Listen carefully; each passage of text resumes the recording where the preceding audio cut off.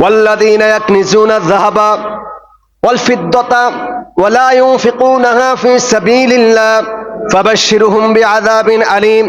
আল্লাহ বলেন, যারা স্বর্ণ ও রৌপ্যকে পঞ্জীভূত করে রাখে, জমা করে রাখে, আল্লাহর রাস্তায় ব্যয় করে না, আল্লাহর রাস্তায় খরচ করে না, যাকাত দেয় না, সাদাকা দেয় না, যাকাত দেয় না, সাদাকা দেয় না, ওয়ালা ইউনফিকুনা ফি সাবিলিল্লাহ, আল্লাহর রাস্তায় ব্যয় করে না, আল্লাহ বলেন ফাবাশশিরহুম বিআযাবিন আলীম, তাদেরকে যন্ত্রণাদায়ক শাস্তির সুসংবাদ শুনিয়ে দিই। কিসের শাস্তি? যন্ত্রণাদায়ক শাস্তি। যারা স্বর্ণরূপা সম্পদকে জমা করে রাখে, পঞ্জীভূত করে রাখে, যাকাত দিতে চায় না, সদকা দিতে চায় না, মনে করে যাকাত দিলে, সদকা দিলে তাদের সম্পদ কমে যাবে, মনে করে যে আমি সম্পদ যখন জমা করে রাখছি মনে হয় এটা আমার অনেক উপকারে আসবে। আল্লাহ বলছেন না, যারা আল্লাহর রাস্তায় ব্যয় করে না, ওয়ালা ইউনফিকুনা ফি সাবিলিল্লাহ ফাবাশশিরহুম বিআযাবিন আলীম, তাদেরকে যন্ত্রণাদায়ক শাস্তির সুসংবাদ দিন। যারা সম্পদকে জমা করে রাখে, গরিব দুঃখীদেরকে দেয় না, আল্লাহ রাস্তায় খরচ করে না, তাদের জন্য রয়েছে পরকালে যন্ত্রণাদায়ক শাস্তি। কি শাস্তি? যন্ত্রণাদায়ক শাস্তি রয়েছে। দুনিয়াতে সম্পদ কারো আপন নয়। সম্পদ কি আমার আপন? যে সম্পদ কিয়ামতের ময়দানে শাস্তির কারণ হবে, আযাবের কারণ হবে, যন্ত্রণার কারণ হবে, জাহান্নামের কারণ হবে, এই সম্পদ কি কারো আপন হতে পারে? আরো জোরে বলেন, সম্পদ কি কারো আপন? সম্পদ কারো আপন নয়। লা ইয়ানফাউ মালু ওয়ালা বানুন, এই সম্পদ কিয়ামতের ময়দানে আমার কোনো কাজে আসবে না। যেই জমিনে আমি বসবাস করছি, এই জমিনও আমার আপন নয়। ইজা জুলজিলাতিল আরদু জিলজালাহা ওয়া আখরাজাতিল আরদু আসকালাহা ওয়া ক্বালাল ইনসানু মা লাহা। আল্লাহ বলেন, জমিন প্রকম্পিত হয়ে যাবে, জমিনের মধ্যে যা কিছু আছে সব বের করে দিবে। মানুষ বলবে ওয়া ক্বালাল ইনসানু মা লাহা, কি হলো জমিনের? জমিন এমন করছে কেন? জমিনও আমার আপন নয়। যে আকাশ আমরা দেখতে পাচ্ছি, সে আকাশও আমার আপন নয়। ইজাস সামাউ ফাতারাত, আকাশ কিন্তু সেদিন ফেটে চূর্ণ বিচূর্ণ হয়ে জমিনে বিক্ষিপ্তভাবে ঝরতে থাকবে। সুতরাং আকাশও আমার কি নয়? আকাশও আমার আপন নয়। বাবা মা কি আমার আপন? না, বাবা মাও দুনিয়া তার আমার আপন নয়। ওয়া উম্মিহি ওয়া আবি, সেদিন মা বাবা সন্তান থেকে পলায়ন করবে, বাবা মাও সন্তানের কাছে ধর্ণা দিবে না। ভাইও আমার আপন নয়। ইয়াউমা ইয়াফিরুল মারউ মিন আখি, সেদিন ভাই ভাই থেকে পলায়ন করবে, ভাইও সেদিন আপন নয়। শুধু ভাই নিজের স্ত্রী সন্তান কি আপন? না। ওয়াসাহিবাতিহি ওয়া বানি, স্ত্রী সন্তান সেদিন আমার থেকে পলায়ন করবে। আমার কাছে কেউ আপন নয়। যেগুলাকে আমি দুনিয়াতে আপন মনে করছি এগুলো আমার আপন নয়। সম্পদ আমার আপন নয়, কোনো কিছুই আমার আপন নয়।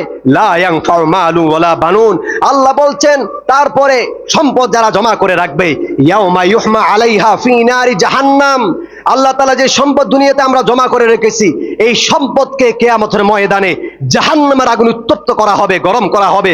গরম করে কি করবেন? ফাতুকুয়া বিহা জিবাহুহুম ওয়া জুনুবুহুম ওয়া যুহুরুহুম, আমার কপালে দাগ দেওয়া হবে, আমার পার্শ্ব দেশে দাগ দেওয়া হবে, আমার পৃষ্ঠ দেশে দাগ দেওয়া হবে। দাগ দেওয়ার পরে সম্পদ বলবে, হাযা মা কানাজতুম লিআনফুসিকুম, আমি তোমার সেই সম্পদ, আমি তোমার জমা করে রাখা, পঞ্জীভূত করে রাখা সেই অর্থ, যেগুলা তুমি নিজেদের জন্য জমা করে রেখেছিলা, মনে করছিলা আল্লাহ রাস্তায় দিলে কমে যাবে, সদকা দিলে কমে যাবে, যাকাত দিলে কমে যাবে, এটা মনে করে ব্যাংক ব্যালেন্স করেছিলা, আল্লাহ রাস্তায় দাও নাই, গরিবদেরকে দাও নাই, যাকাত দাও নাই, সদকা দাও নাই। হাযা মা কানাজতুম লিআনফুসিকুম, আমি তোমার সেই সম্পদ যেগুলোকে তুমি জমা করে রেখেছো, ফাযুকু মা কুনতুম তাকনিজুন, যে তুমি জমা করে রেখেছিলা তার শাস্তি তুমি আজকে আস্বাদন করো। এই শাস্তি থেকে তুমি পালাতে পারবে না। আজকে তোমাকে শাস্তি ভোগ করতেই হবে। যারা সম্পদকে জমা করে রাখে, যাকাত দিতে চায় না, তাদের জন্য সম্পদ আপন হবে না, শত্রু হবে। আর জোরে বলুন, আপন হবে না, শত্রু হবে। শত্রু হবে। এই সম্পদ আমাকে রক্ষা করতে পারবে না। এই সম্পদ আমার তো আপন হবেই না, আমাকে সাহায্য করা তো দূরের কথা, আমার বিরুদ্ধে শত্রু হয়ে দাঁড়িয়ে যাবে। শুধু শত্রু হয়ে দাঁড়াবেই না, ইয়াউমা ইহমা আলাইহা ফি নারি জাহান্নাম, কোটি কোটি টাকা ব্যাংক ব্যালেন্স করেছি, কোটি কোটি টাকার সম্পদ জমা করেছি, স্বর্ণ বড়িকে ভরি স্বর্ণ ঘরের মধ্যে জমা করে রেখেছি, যাকাত দেইনি, সেই সম্পদগুলা আজকে আমি দেখতেছি কথা বলতে পারতেছে না। না, আজকে আমি যদিও দেখি তারা বোবা, কিন্তু ইয়াউমা ইহমা আলাইহা ফি নারি জাহান্নাম, আল্লাহ তাআলা জাহান্নামের উত্তপ্ত আগুনে সেগুলাকে গরম করবেন। গরম করে আমার কপালে প্রথমে কোথায় দাগ দিবে? সম্পদ দিয়ে আমার কপালে দাগ দিবে, সম্পদ দিয়ে আমার পার্শ্ব দেশে দাগ দিবে। তিনটা কথা আল্লাহ তাআলা এখানে বলছেন। 3 নাম্বার আমার পৃষ্ঠ দেশে দাগ দিবেন।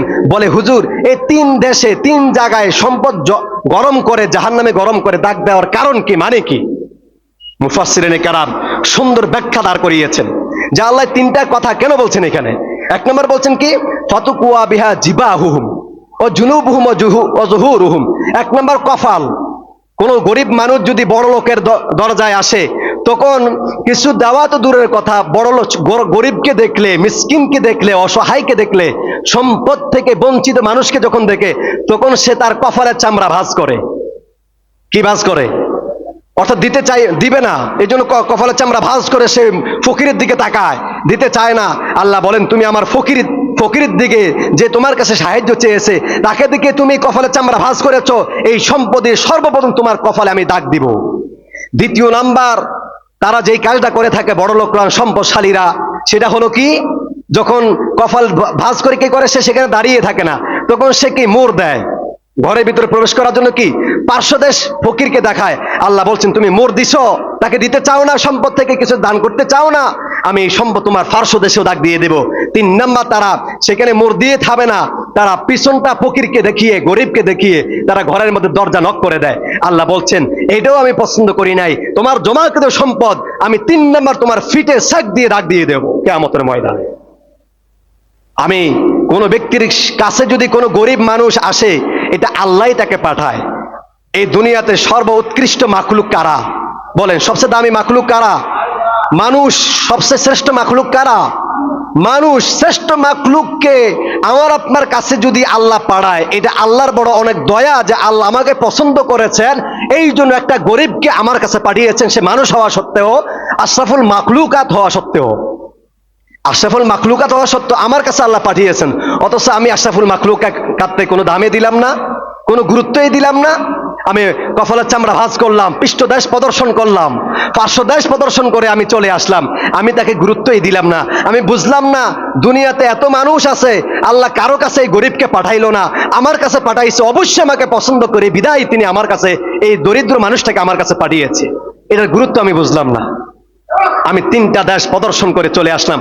আল্লাহ বলেন হ্যাঁ, ফাতুকুয়া বিহা জিবাহুহুম ও জুনুবুহুম ও যুহুরুহুম, আমি তোমার ললাটে, আমি তোমার পার্শ্বদেশ এবং পৃষ্ঠদেশকে, ইয়াহমা ইউহমা আলাইহা ফি নারি জাহান্নাম, এই সম্পদকে জাহান্নামের আগুনে গরম করে তোমার এই 3টা জায়গা আমি ছাক দিব। কেন তুমি তাদেরকে দান করলা না, সদকা করলা না, সম্পদের যাকাত দিলা না? তাহলে বলেন এই শাস্তিকে আমরা পেতে চাই? এই শাস্তি থেকে বাঁচা দরকার আছে না নাই বলেন? তাহলে সম্পদের কি দিতে হবে? যাকাত। যেটা প্রথমে বলেছিলাম, এই সম্পদ আপনি যতই জমা করে রাখেন আপন মনে করে, এই সম্পদ কিন্তু আমার আপন নয়। লা ইয়ানফাউ মালু ওয়ালা বানুন, যেটা প্রথমে বলেছিলাম, সম্পদ আমার আপন নয়, বাবা মাও আমার আপন নয়, স্ত্রী সন্তান আমার আপন নয়, ভাই বেরাদার আমার আপন নয়। যেই জমিনে বসবাস করি এই জমিনটাও শেষ হয়ে যাবে, যে আকাশ দেখতেছি সেই আকাশটাও চূর্ণ বিচূর্ণ হয়ে যাবে। বলে হুজুর আমার অঙ্গ পতঙ্গ তো আমার আপন না, আমার অঙ্গ পতঙ্গ যেটা আছে এটাও আমার আপন নয়। আলিয়াউমা নাখতিমু আলা আফওয়াহিহিম ওয়া তুকাল্লিমুনা আইদিহিম ওয়া তাশহাদু আরজুলুহুম বিমা কানু ইয়াকসিবুন। কিয়ামতের ময়দানে আমার হাত আমার বিরুদ্ধে সাক্ষ্য দেবে, আমার পা আমার কৃতকর্মের সাক্ষ্য দেবে। তাহলে আমার হাত আমার আপন হলে কোথায়, আমার পা আমার আপন হলো কোথায়, আমার অঙ্গ পতঙ্গ তো আমার আপন নয়, এই জিহ্বা কিয়ামতের ময়দানে আমার বিরুদ্ধে সাক্ষ্য দেবে। বলে বলেন বাহ্যিক জিনিসটা আমার আপনই না, তাহলে আমার অঙ্গ পতঙ্গ এগুলো কি আমার আপন?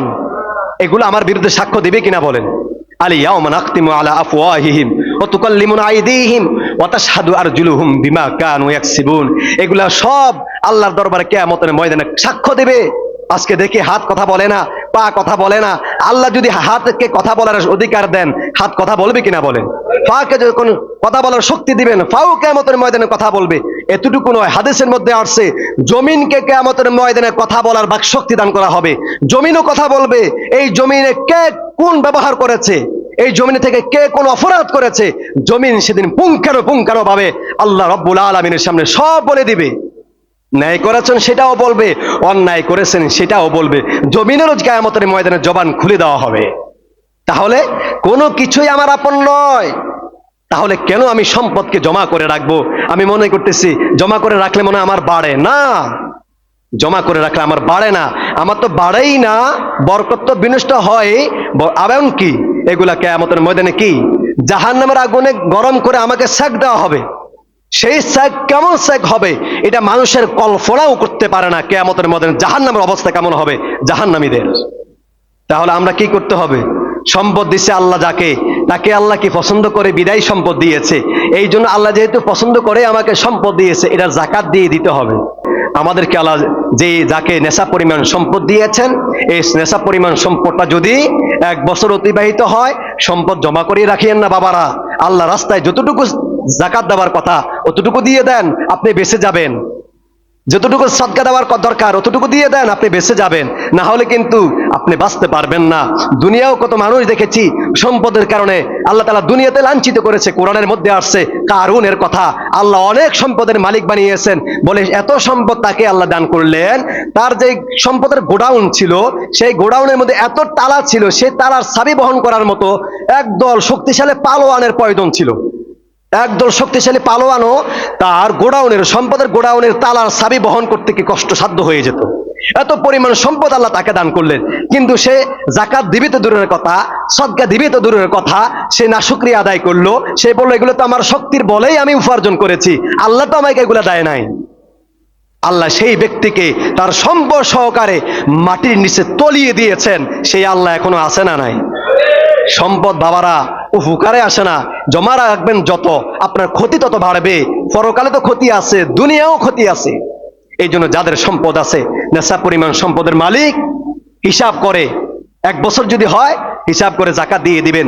গরিব মিসকিন অসহায় মাদ্রাসা লিল্লাহ বোর্ডিং গোরবা ফান্ড আছে, সেখানেও দিতে পারেন। আত্মীয় স্বজনের মধ্যে যদি কোনো গরিব থাকে তাদেরকেও দিতে পারবেন।